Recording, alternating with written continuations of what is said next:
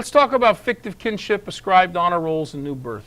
Because remember that what Jesus is talking about with Nicodemus is all about birth. That's the main thing he's talking about and what birth entails. If you were to be born again, you would lose your ascribed honor status. For an elite guy like Nicodemus, he was born into his status. And that's the lifelong status he's going to have. If he were actually to be born again, that would remove his honor status. Because remember, most of your honor is about your ascribed honor, which you have as being just by being born. That's how you get it. Would a rich, elite, powerful person like Nicodemus want to be born again? Okay, he's already on the top in his world. Kinship norms regulate human relationships within and among Mediterranean family groups. At each stage of life, from birth to death, these norms determine the roles we play and the ways we interact with each other. Moreover, what it meant to be a father, a mother, a husband, a wife, a sister, or a brother was vastly different in ancient agrarian societies from what we know in the modern industrial world.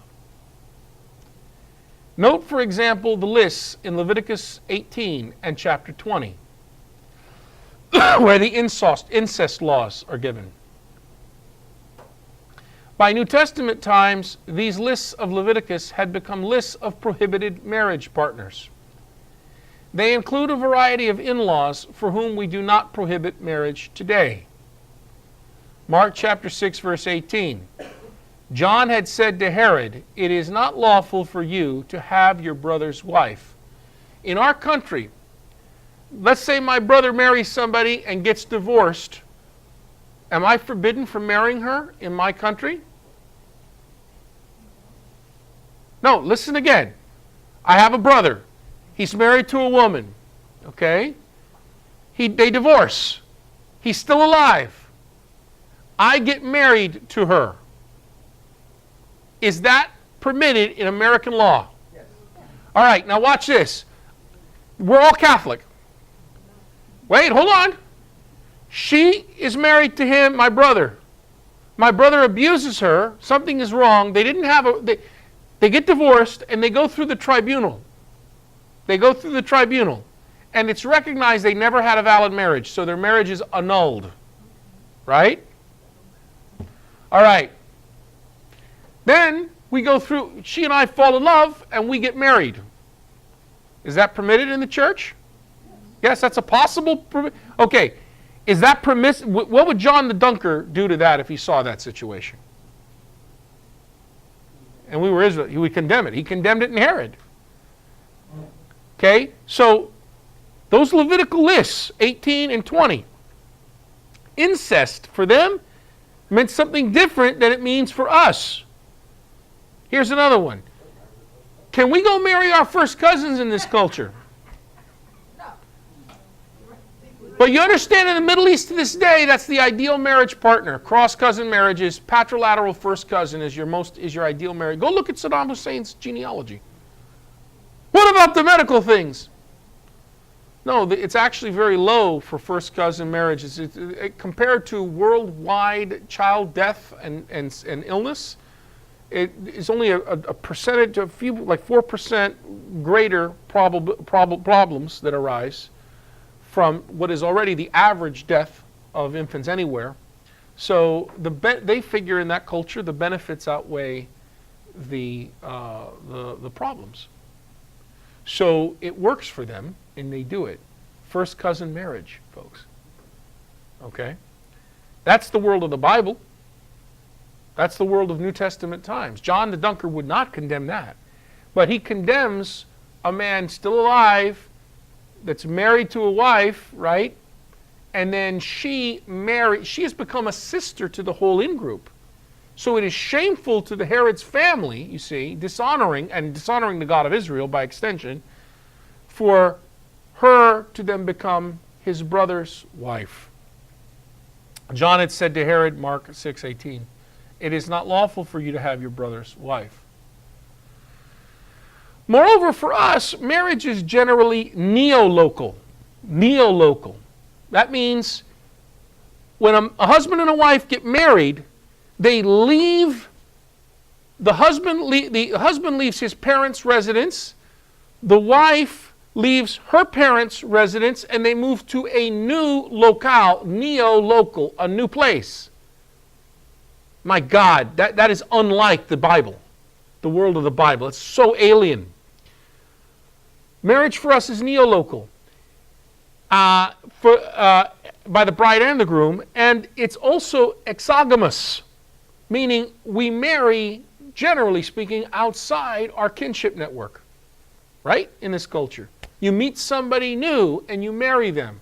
This is what has been provided for us by trains, planes, and automobiles. We can move 80 miles outside of our comfort zone. We can move 800 miles, 8,000 miles, and marry somebody completely different in a completely different universe. And we look at that person as if they are an emotional cognitive universe different from us. So our marriages are neo-local and they are exogamous. In antiquity, and this includes the world of the New Testament, marriage was patrilocal and endogamous. Patrilocal means the bride moves in with her husband's family, mainly his father's household of 50 to 100 people. Patrilocal. She has no support there. She is completely blended into that family. And her only way to have honor that's her own and only participate in, to grow and have safety and security, is to produce a son. She's got to produce a son. That's her social security for her old age. And let me tell you, when she has that son, she's going to manipulate him and work him and have him wrapped around her finger. Remember Rebecca and Jacob. Okay? So, biblical and antiquity, which is part of antiquity marriages, biblical marriage is patrilocal, and it's also endogamous, meaning you're marrying as close to the conjugal family as incest laws permit. That's what endogamous marriage means, like in that picture down low. What is the best way for the Bible? The ideal marriage partner is your father's brother's daughter. Your father's brother's daughter. Okay, your patrilateral first cousin. Can't get him, can't get her, then you're matrilateral. You go in your mother's line. Or first cousin once removed. But it's marrying as close to the conjugal family as incest laws permit. Yes, Mary? I just realized that if you're marrying your father's brother's daughter, you may not even have to move houses. No, you don't. You're living in the same compound. Sure. But the second cousins live right next door in the next compound. You have to live inside, so you're moving from there to there. So understand, this is what it means when a man leaves his father and mother and joins with his wife and becomes one flesh. Please understand, that doesn't mean anything neo-local. Okay? It means you're going to just move to another room on the compound. By the way, and you're going to be buried. That's how it is, life in the Middle Eastern world. You live together, packed together with your family, with the patriarch, and then you're buried with all your ancestors where you spend forever. Everybody together, wrapped around each other. To be buried far away from your ancestral burial grounds is a nightmare. Horror beyond any Halloween movie we've ever had here at Faith and Film. Okay? Yes, there's one coming. Cross-cousin marriages on the paternal side of the family were the ideal. So Joseph and Mary, what were they probably? First cousins. First cousins. Cross-cousin marriage on the paternal side of the family was the ideal, and genealogies always followed the paternal line of descent.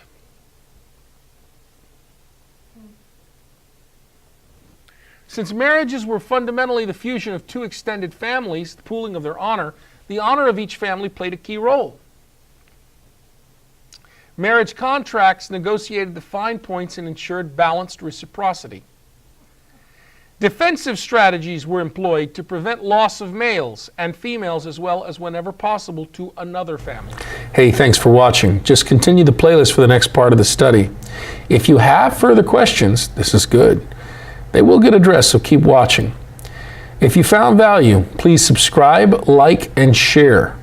As always, questions, comments, and criticisms are most welcome. God bless you.